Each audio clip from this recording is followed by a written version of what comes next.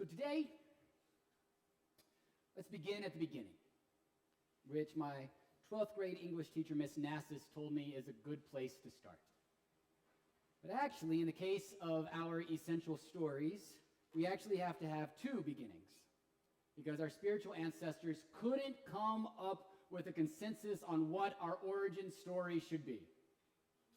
The origin stories actually originate from two different places: the northern part of ancient Palestine and the southern part of ancient Palestine. In the northern part of ancient Palestine, it rained all the time. There was water everywhere. It flooded constantly. In the southern part of ancient Palestine, it was deserts and drought and dry land all the time and everywhere. And this being the ancient world, well before there were highways and information superhighways, information did not flow freely between the south and the north and the south. It was very much like America.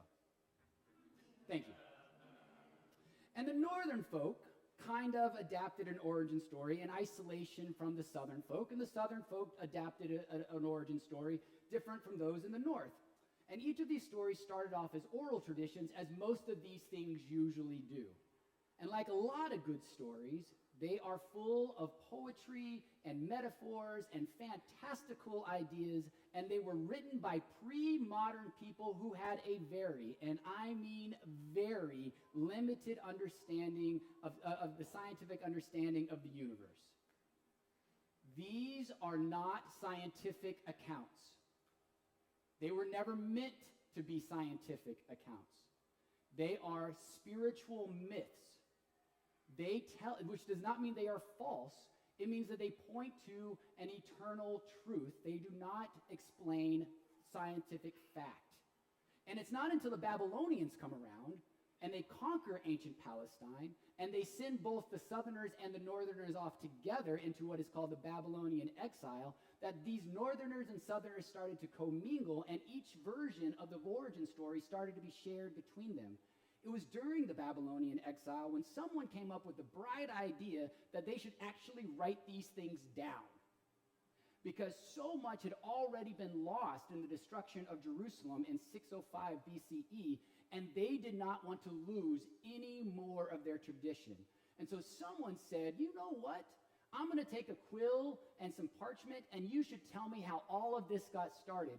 And someone piped up and said, well, there was all this water everywhere. And someone said, no, you mean there was no water anywhere. And then someone else said, no, there was water everywhere. And then someone else said, no, you mean there was no water anywhere. And here's the miracle, sisters and brothers.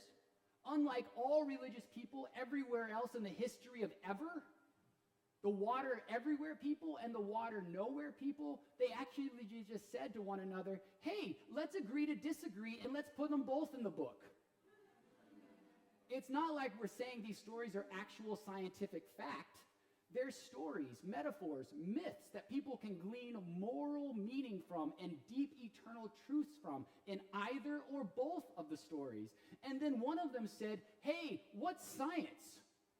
And the other one said, I don't know, but it's a fun word, and I have this feeling that science and myth are really going to confuse people about 2,000 years from now. So how do two different groups of people come up with two different stories? Actually, San Diegans have a real great insight on this, and the answer is one word: microclimate.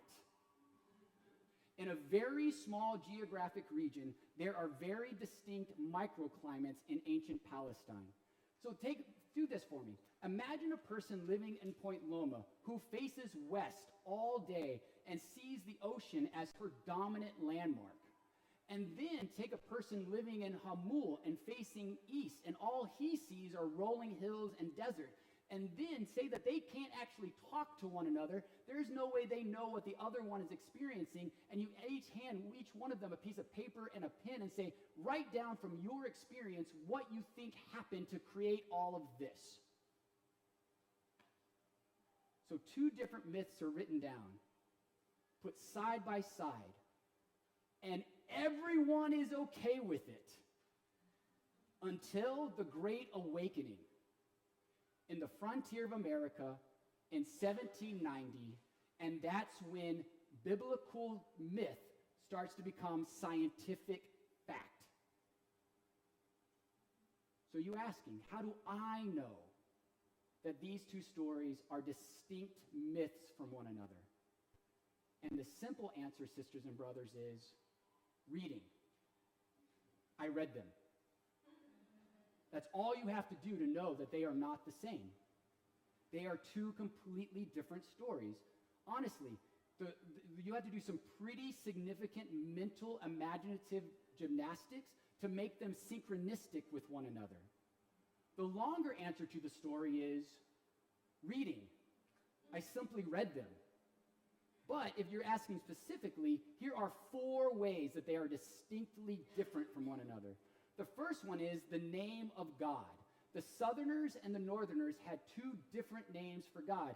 In the sacred story that was projected on the screen, this is why I use the Hebrew words, because when they get translated into English, it just becomes God.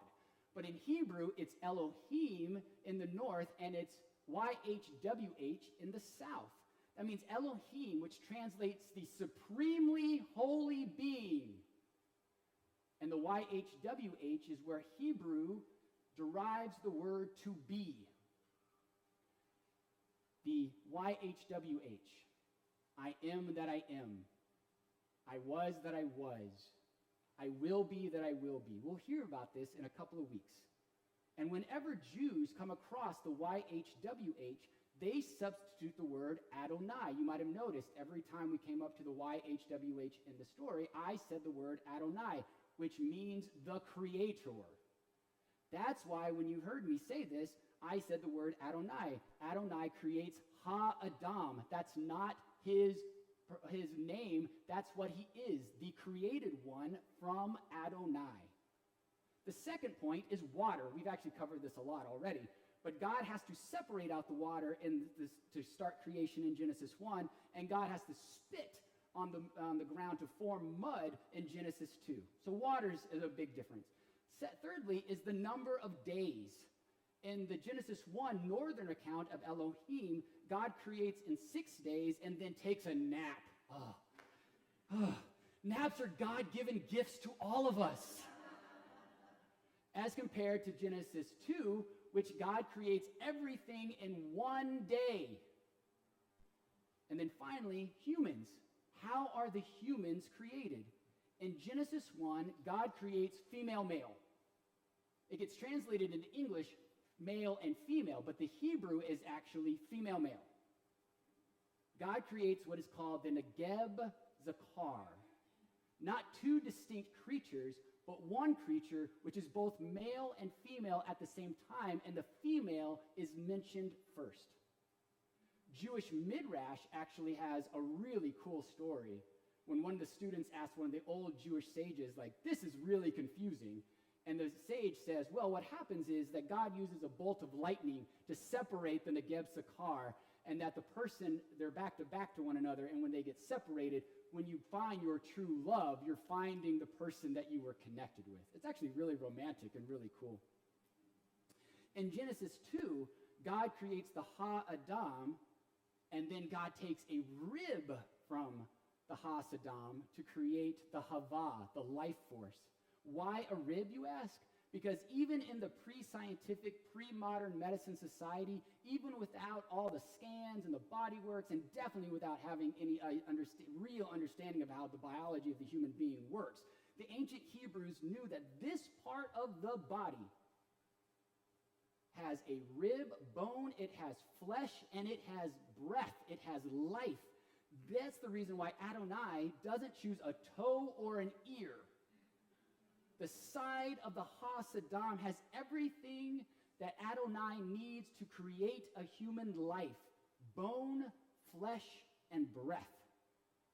And yet, in spite of these vast differences in the specific details of the northern 6 days and rest creation story and the 1-day creation of Ha-Adam and the Hava story, actually are synchronistic in pretty profound ways, which is God made all of this.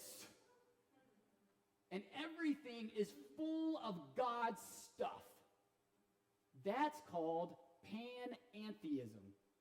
And it was actually a really radical idea in the ancient world. because they were living in a world where people looked at the sun, people looked at the moon, people looked at the ocean, people looked at Bonnie and said, those are gods.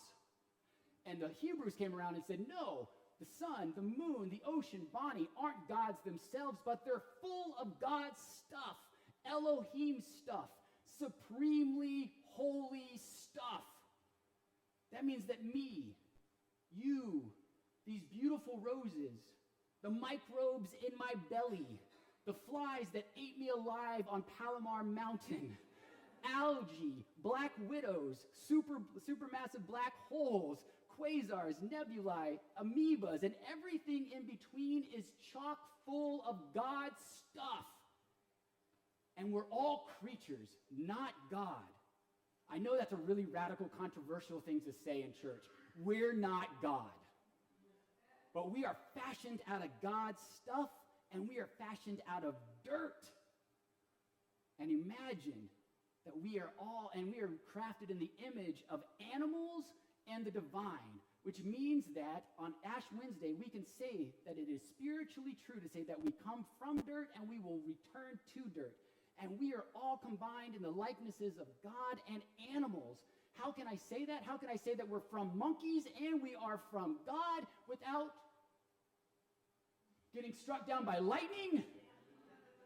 Is by reading Genesis 1:26, which says, let us make humanity in our image. Who is this us? Who is this our? Is it angels? Nope, no angels in the story. Are they other divine beings? Nope, never mentioned. There are no seraphim, there are no cherubim, there are no other gods, there are no other devils. The only thing that Elohim can be talking to that has been made at that point are the animals. We're all animals. Oh, you know that deep down inside. You know that's not controversial in any sort of way.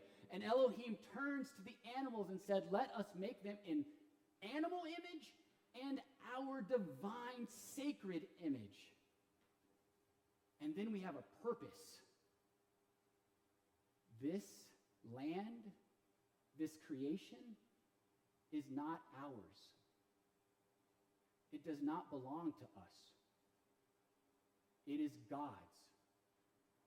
We are mere tenants leasing the creation from God.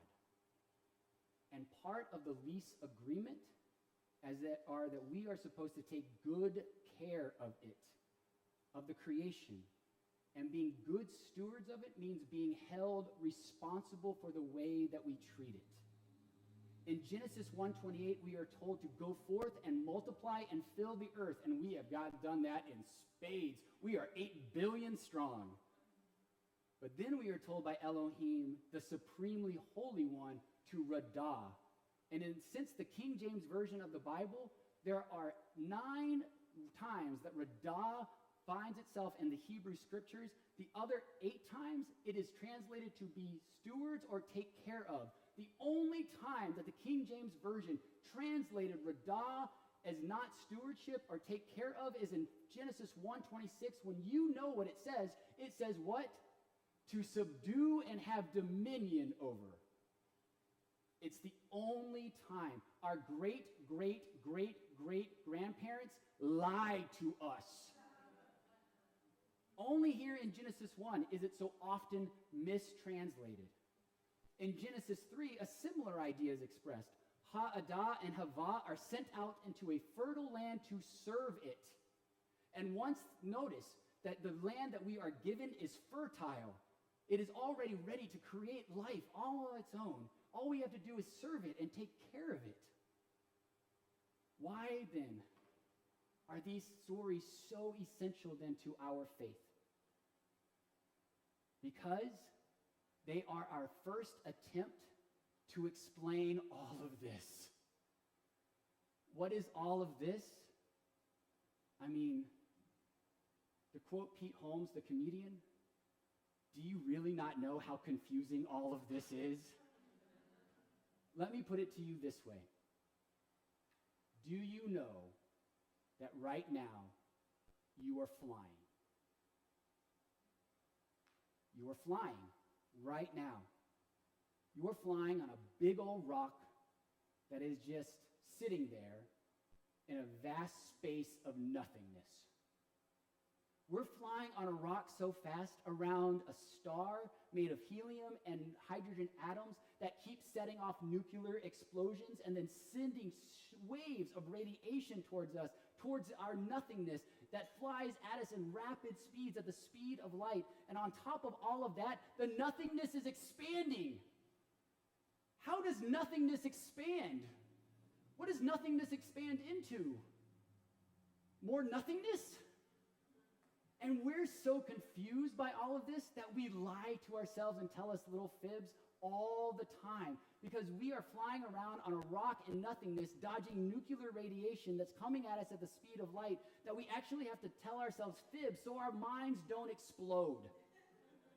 We tell ourselves the sun comes up and the sun goes down as if we're the ones who are stationary.